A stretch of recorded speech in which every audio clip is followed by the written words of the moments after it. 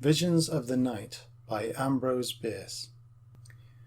I hold the belief that the gift of dreams is a valuable literary endowment, that if by some art not now understood, the elusive fancies that it supplies could be caught and fixed and made to serve, we should have a literature exceeding fair.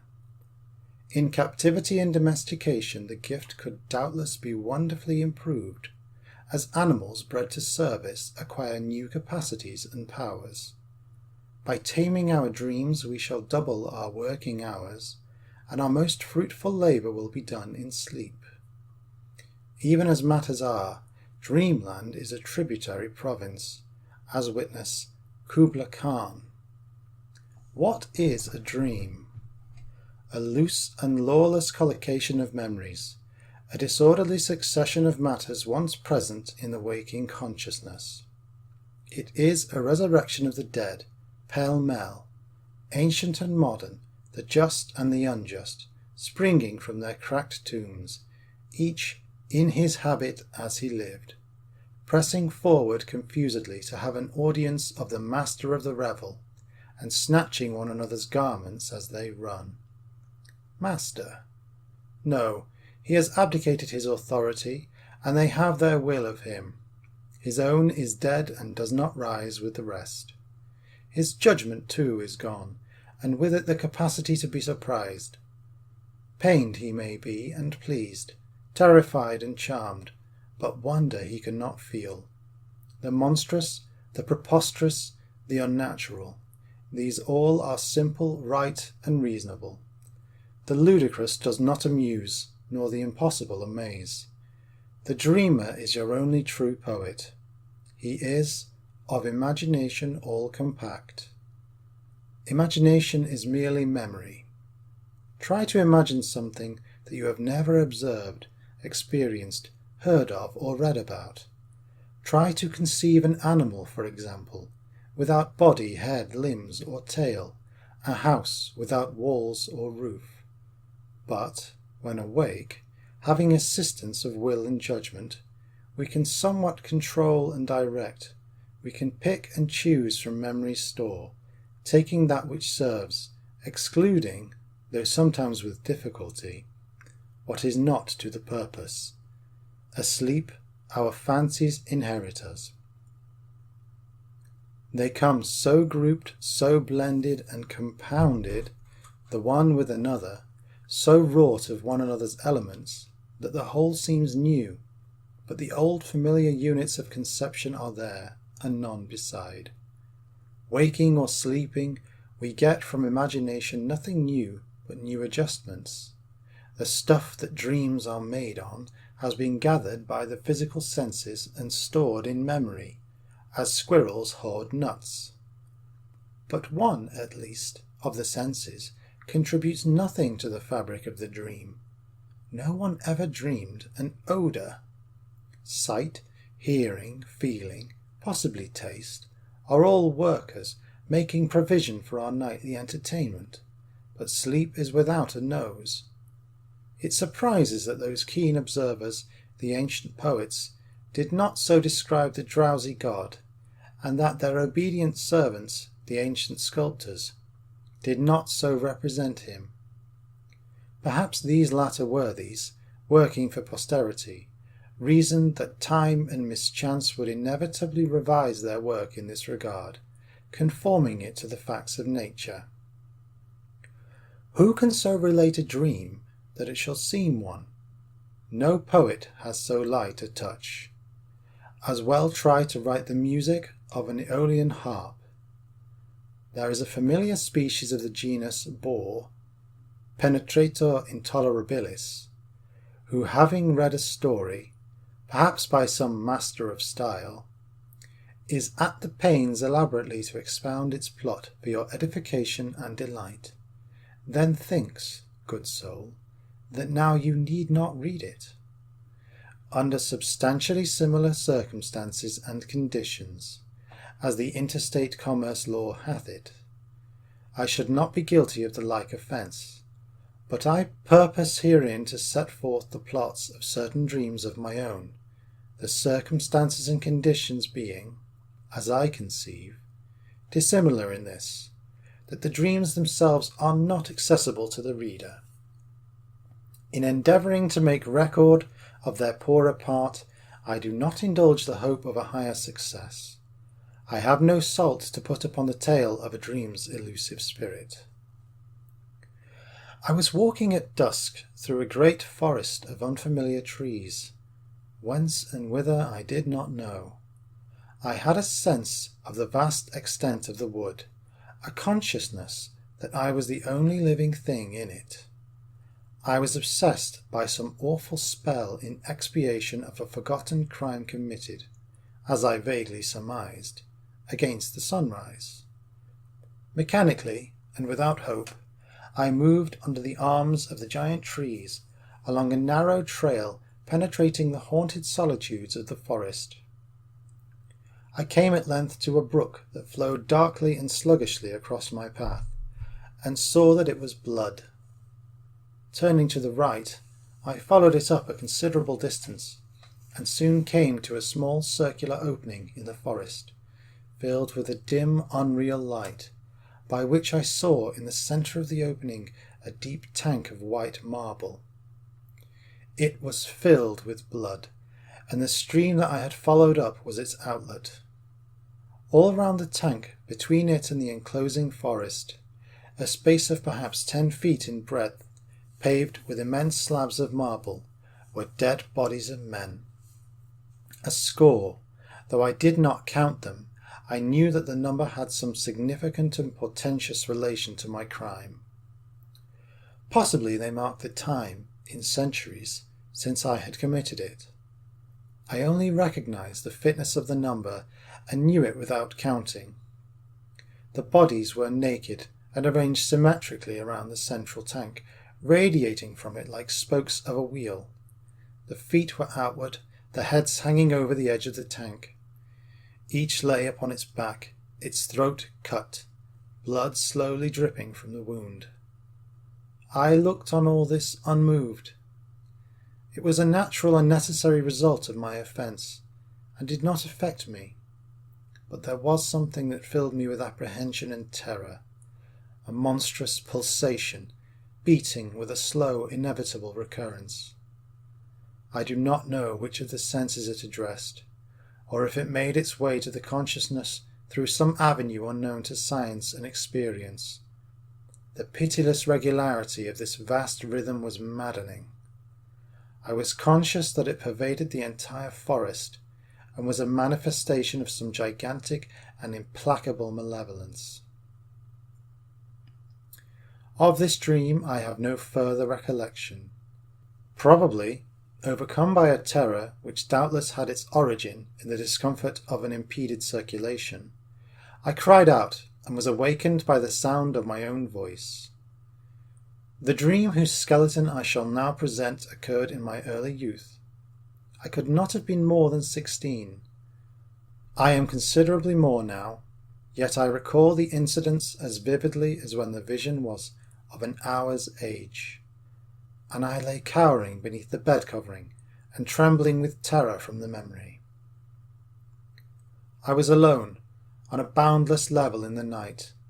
In my bad dreams I am always alone, and it is usually night.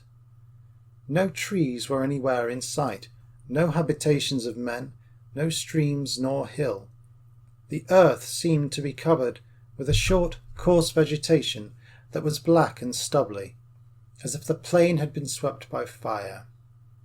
My way was broken here and there as I went forward, with I know not what purpose, by small pools of water occupying shallow depressions, as if the fire had been succeeded by rain. These pools were on every side, and kept vanishing and appearing again, as heavy dark clouds drove athwart those parts of the sky which they reflected, and passing on disclosed again the steely glitter of the stars, in whose cold light the waters shone with a black lustre. My course lay toward the west, where low along the horizon burned a crimson light beneath long strips of cloud, giving that effect of measureless distance that I have since learned to look for in Dore's pictures, where every touch of his hand has laid a portent and a curse. As I moved, I saw outlined against this uncanny background a silhouette of battlements and towers which, expanding with every mile of my journey, grew at last to an unthinkable height and breadth, till the buildings subtended a wide angle of vision, yet seemed no nearer than before. Heartless and hopeless, I struggled on over the blasted and forbidding plain, and still the mighty structure grew until I could no longer compass it with a look, and its towers shut out the stars directly overhead. Then I passed in at an open portal, between columns of cyclopean masonry, whose single stones were larger than my father's house. Within all was vacancy. Everything was coated with the dust of desertion. A dim light, the lawless light of dreams, sufficient unto itself, enabled me to pass from corridor to corridor, and from room to room, every door yielding to my hand. In the rooms it was a long walk from wall to wall. Of no corridor did I ever reach an end. My footfalls gave out that strange hollow sound that is never heard but in abandoned dwellings and tenanted tombs. For hours I wandered in this awful solitude, conscious of a seeking purpose, yet knowing not what I sought. At last, in what I conceived to be an extreme angle of the building, I entered a room of the ordinary dimensions, having a single window.